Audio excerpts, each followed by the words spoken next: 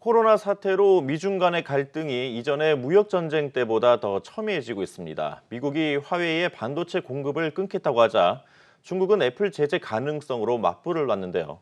걱정스러운 건 가운데에서 눈치를 살피고 있는 한국산 반도체입니다. 이지우 기자입니다. 미국과 중국의 관계가 1979년 수교 이후 최악으로 치닫고 있습니다. 도널드 트럼프 미국 대통령은 해외 기업이 화웨이에 반도체를 공급할 수 없도록 했고, 중국은 애플, 퀄컴을 제재하거나 보잉사 항공기 구매를 중단할 수 있다고 맞불을 놨습니다. 문제는 우리나라가 고래 싸움에 새우등 터지는 상황에 놓일 수 있다는 점입니다. 국경에 따른 그 블록을 높게 만들 가능성이 높고 이제 우리나라 수출 산업비도 전반적으로 영향을 받을 가능성이 높다고 그렇게 보고 있습니다. 다만 이제 반도체 같은 경우는 중국하고 좀 동남아의 공장이 주로 있잖아요. 네. 그러다 보니까 아무래도 이제 미국 수요에 대응하는 데는 좀 한계가 있을 수 있을 거로 그렇게. 업계에서는 미국 정부의 반도체 규제는 메모리보다는 비메모리를 겨냥하고 있는 것으로 보고 있습니다. 메모리가 중심인 우리나라에는 당장 큰 영향이 없을 것이란 의미입니다. 하지만 화웨이가 완제품을 생산하지 못하면 결국 메모리 구매량도 줄어들어 삼성전자와 SK하이닉스에 부정적인 영향을 줄 수밖에 없습니다. 삼성은 벌써부터 아슬아슬한 줄타기를 이어가고 있습니다. 최근 이재용 부회장이 중국을 직접 방문하면서 중국과 여전히 좋은 관계에 있다는 메시지를 주는 동시에 대만의 TSMC가 120억 달러를 들여 공장을 세운 것처럼 미국의 현지 공장 증설 요구를 받아들일 것이란 관측입니다. 이렇게 되면 삼성은 최대 고객인 미국 인텔, 퀄컴 등의 수요를 유지할 수 있게 됩니다. 제2차 미중 경제전쟁이 발발할 조짐을 보이면서 코로나19로 위축된 우리 기업에 또 다른 부담이 되고 있습니다. 한국경제TV 이주입니다. 미중 간의 첨예한 대립은 V자형 반등 이후 주춤하고 있는 국내 증시에도 적잖은 변수가 될 전망입니다. 계속해서 방소 기자입니다. 이달 들어 외국인은 3조 4,500억 원어치의 국내 주식을 팔았습니다. 코로나가 팬데믹으로 본격 확산하기 시작한 지난 3월, 4월과 비교해 매도 규모는 줄었지만 장장 2달 반 동안 외국인이 코스피에서 주식을 순매수한 날은 단 5거래일에 불과합니다. 이처럼 돌아오지 않은 외국인 탓에 국내 증시가 시원하게 반등하지 못하고 있는 상황에서 미국과 중국의 코로나발 신냉전은 시장에 또다시 찬물을 끼얹을 전망입니다.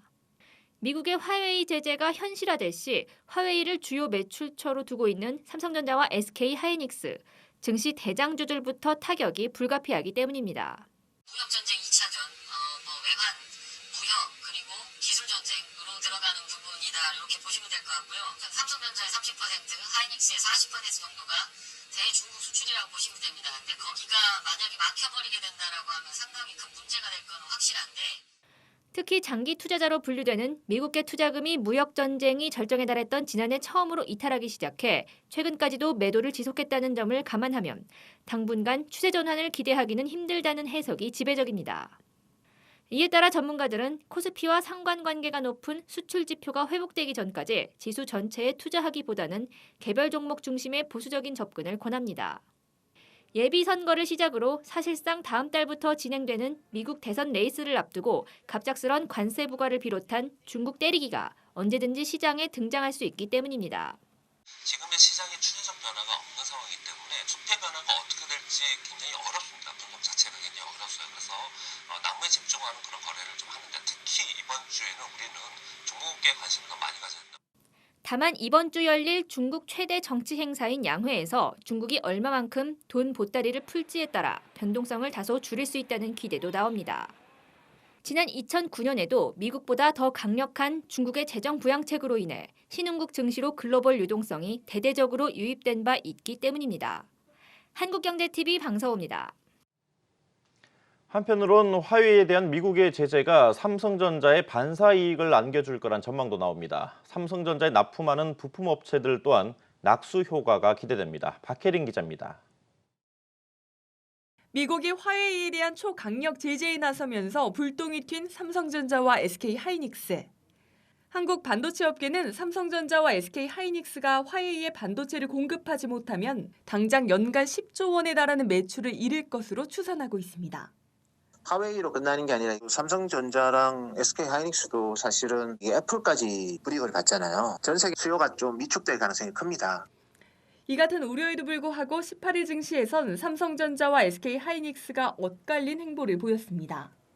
삼성전자는 전거래일보다 1.99% 오른 반면 SK하이닉스는 1% 가까이 하락했습니다. 삼성전자가 SK하이닉스보다 화웨이에 메모리를 공급하는 비중이 적고 스마트폰 사업에서 오히려 반사이익을 받을 수 있다는 기대감이 반영됐기 때문입니다.